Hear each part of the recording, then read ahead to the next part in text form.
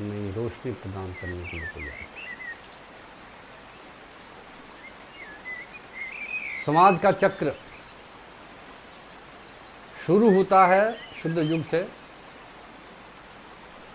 जो आरंभिक वैदिक युग जिसको हम कह सकते हैं।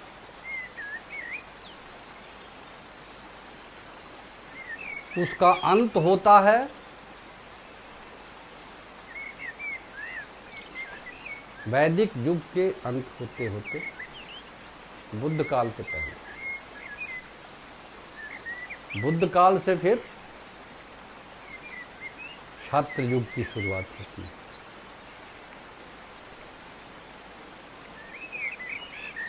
इसके बाद क्रमशः मुगल पीरियड के बाद धीरे धीरे बीच बीच में विप्र युग आया, लेकिन वो चल नहीं पाया क्योंकि समाज का क्रमिक विकास हो रहा है, ऐसी व्यवस्था नहीं बनी थी। आज पूरे विश्व में मानव का समाज वैश्यन युग से गुजर रहा है और ये वैश्य युग की अंतिम शायद घड़ी है। पूरा विश्व परिवर्तन के कगार पर है। तो ये साइकिल पूरी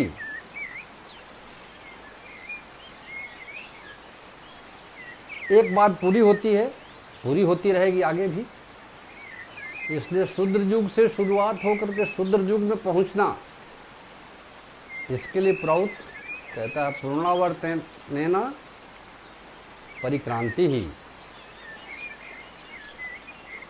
समाज चक्र का एक बार कंप्लीट रोटेशन हो जाना, घूम जाना एक बार, शूद्र युग से शूद्र युग तक पहुंच जाना, ये परिक्रांति।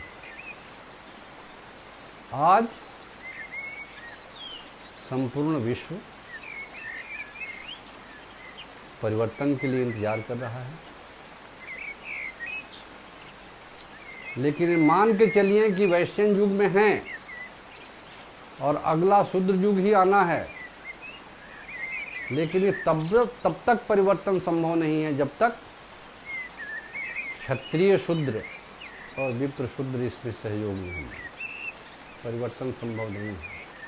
पढ़े लिखे बुद्धिमान लोग, इसमें बुद्धि है, समझ है, वो समाज चक्र को आगे बढ़ाने के लिए इस परिवर्तन में शरीक हों। जिसमें शारीरिक बल है वो भी आगे बढ़ें, शौर्य का प्रदर्शन करें। क्यों? ये परिवर्तन बैठे बैठे नहीं होता। शोषक अपना शोषण तंत्र आसानी से नहीं खींचेगा जब तक परिस्थिति पैदा नहीं होती।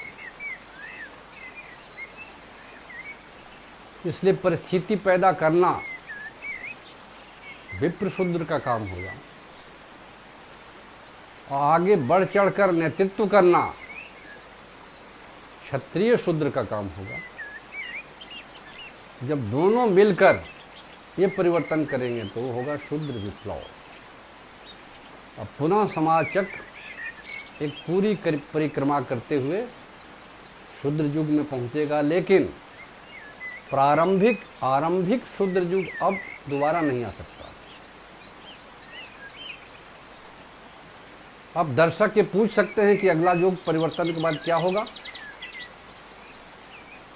तो परिवर्तन में बढ़ चढ़ के जिसने हिस्सा लिया, जिस साइकोलॉजी के लोग, अगर फिजिकल फोर्स डोमिनेट किया तो क्षत्रिय राज्य होगा, क्षत्रियों के हाथ में। लेकिन एक बात है समझने की, अगर ऐसा हुआ, उनके हाथ में छोड़ दिया सत्ता परिवर्तन, तो दो खतरे हैं।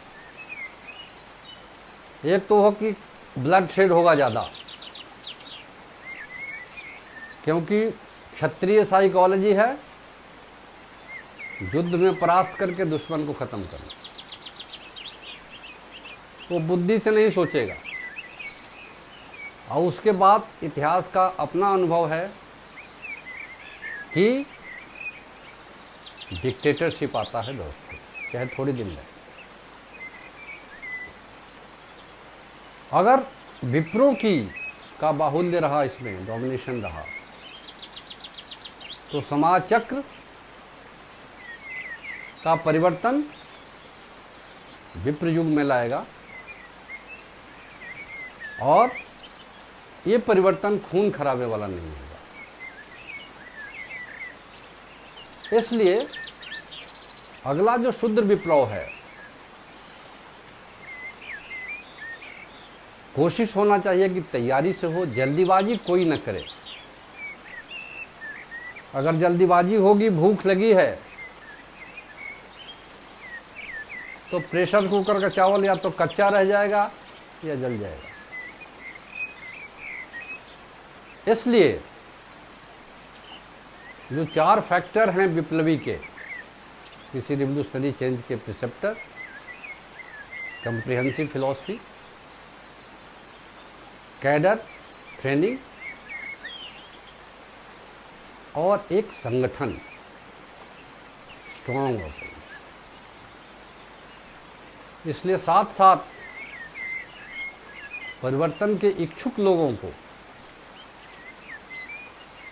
इन बातों पर ध्यान रखना होगा। इसको ध्यान नहीं रखेंगे तो थोड़े दिनों के लिए जनता को बहका करके आगे आ जाएंगे, लेकिन वो चला नहीं पाएंगे।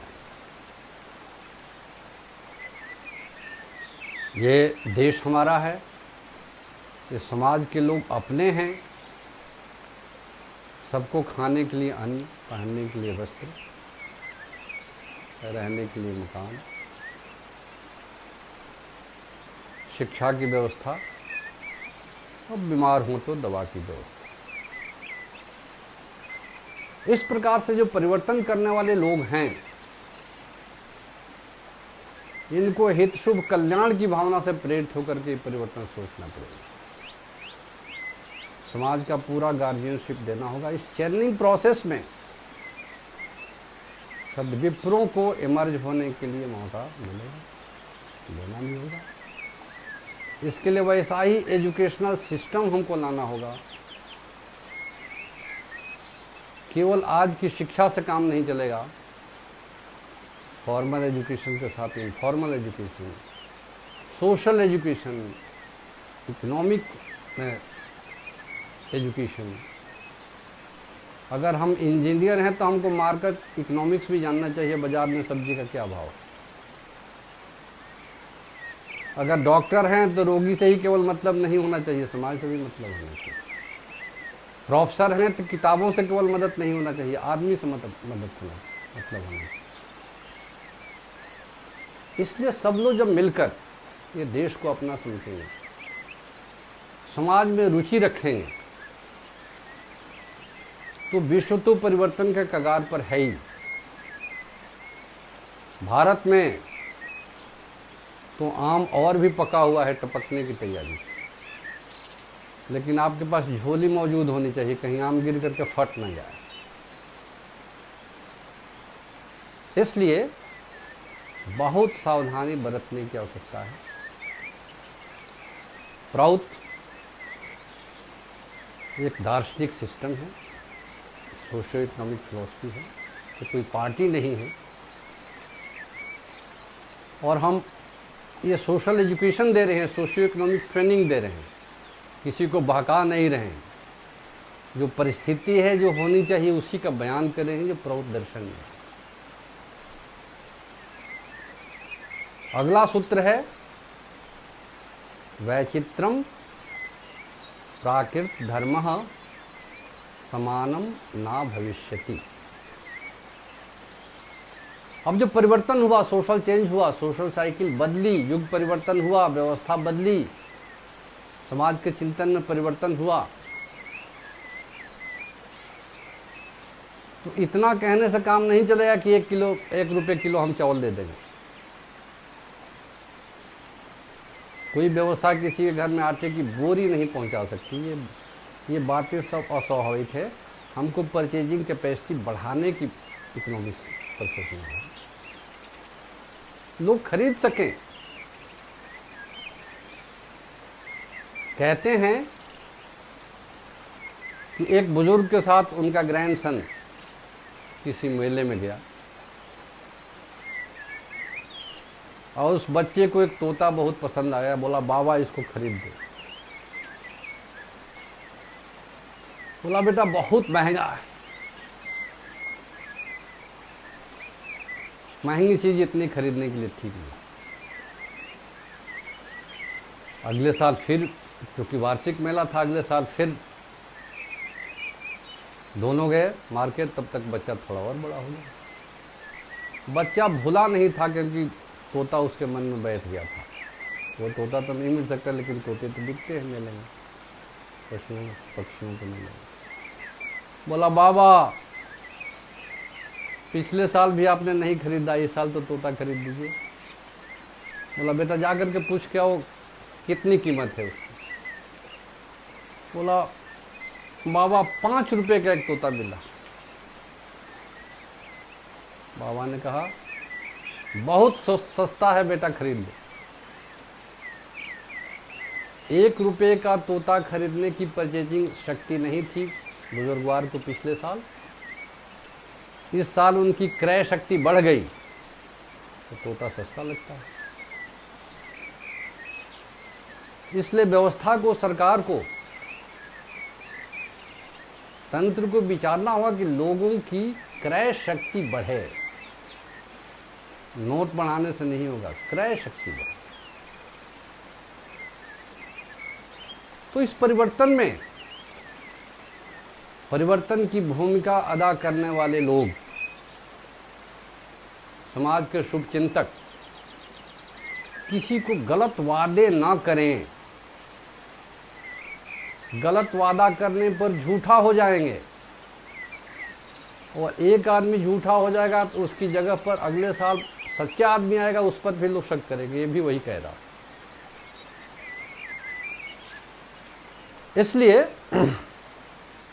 प्राउत प्रणेता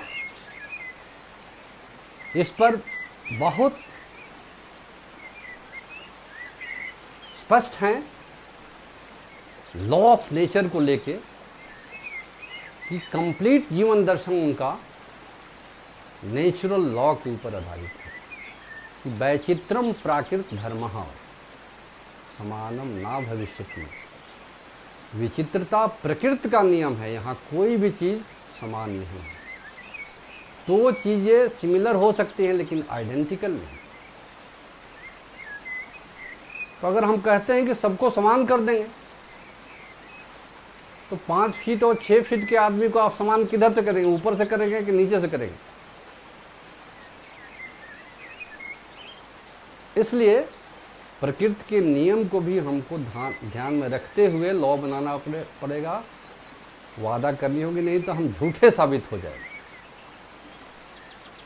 इसलिए ये प्राउत का ये सूत्र समाज दर्शन को धरातल पर खड़ा करता है।